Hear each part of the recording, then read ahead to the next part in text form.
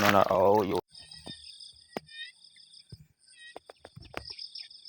tất hai anh em kia đầu pi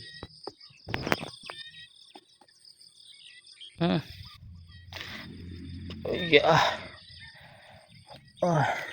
này to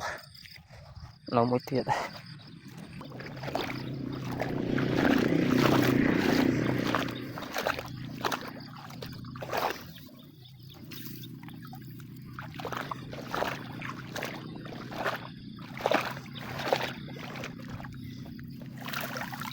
ô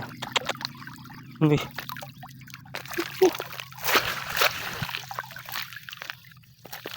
đi luôn mà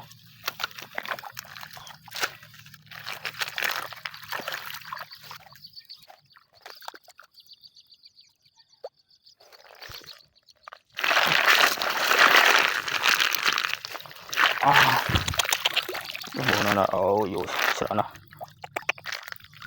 luôn sụp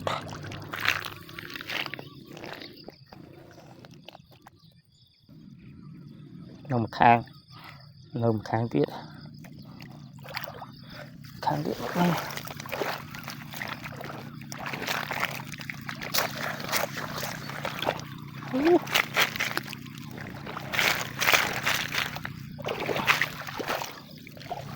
này rồi đăng đây sụp cái luôn thôi ôi dụ em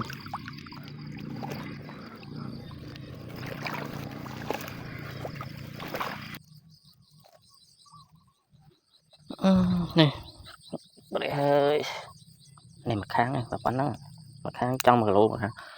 chuyện một lô vào đấy nè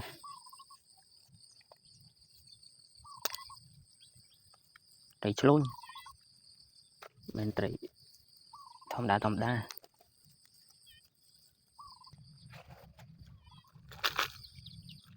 này trời tôi đôi trở lên